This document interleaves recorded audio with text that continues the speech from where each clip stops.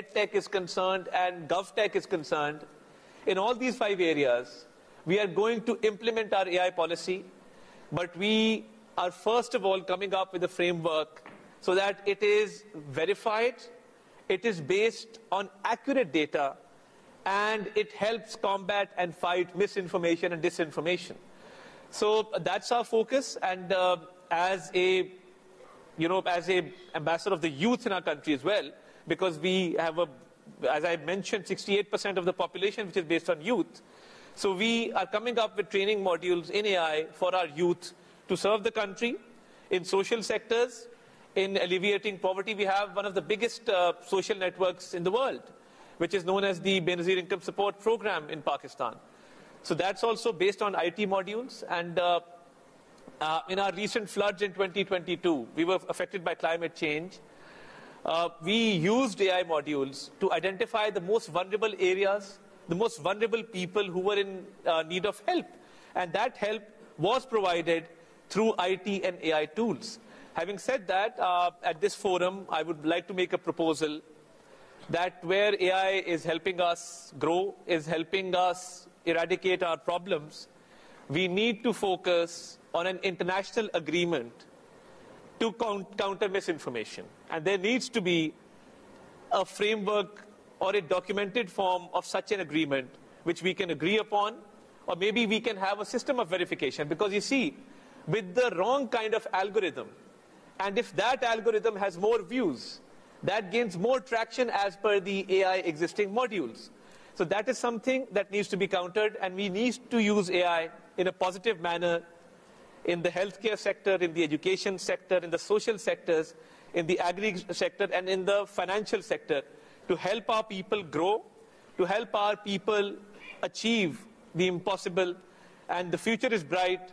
We just have to give it the right direction. And in Pakistan, we are fully committed to implementing our AI policy with the best ethical standards in the world. You see, when I mentioned the World Economic Forum greatest threats, and most leaders identified misinformation as a great threat, they did not say nuclear warfare. They did not say climate change, which is, of course, a big challenge. They said misinformation because that leads to chaos and anarchy. So I think a joint task force can be made. International fora can be used in order to come together and collaborate, because this challenge is being faced by everyone. And the whole world is now grappling with this challenge because it eventually leads to instability, economic instability, leads to a security crisis. It can cause destruction beyond imagination. So you have to come up with a regulatory framework which all states agree to and can bring forth. I'll give you a small example. Now, when you talk about social media, we talk about freedom of expression. But why is it that the issue of Gaza, the issue of Kashmir, the issue of Lebanon, and the plight of their people is censored on social media? AI is being used negatively there. One of our freedom fighters in Kashmir, Burhan Wani, I can't take his name on social media. You can't post his pictures. So there is some selective judgment there. So AI has to be used proactively.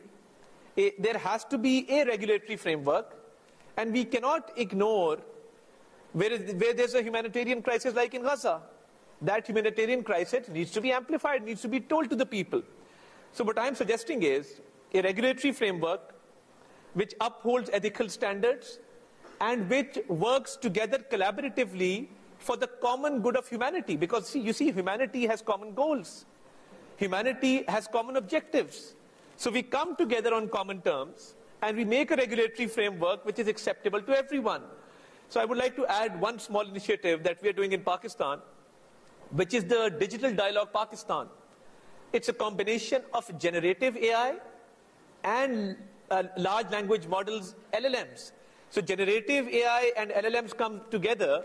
So that ensures transparency, because through that, we not only synthesize public opinion, but we are able to anticipate citizen needs.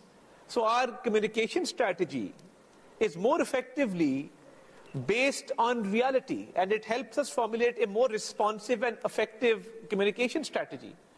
Similarly, we are investing heavily on skill development. Our target for the next year is to train 1 million youth in the field of IT So they can leverage AI for media purposes, for public relationing, for effective communication. So whatever regulatory framework some states already have and some are working on, why not make a joint task force as per this forum that we're sitting on?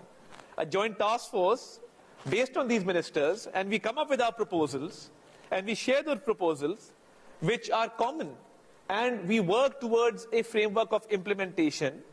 This needs to be adopted sooner or later, because without a regulatory framework, without certain rules, because you see, when communication started through newspapers, there was editorial control. There was a certain editorial policy that you had to follow. Same with electronic media. There are tiers which you have to follow. There are rules, there are code of ethics that you adhere to. But then, when AI is concerned, we're all moving forward in that direction. We're making progress. We're making progress in agri-tech, fintech, health tech, and all other spheres. But what about a regulatory framework?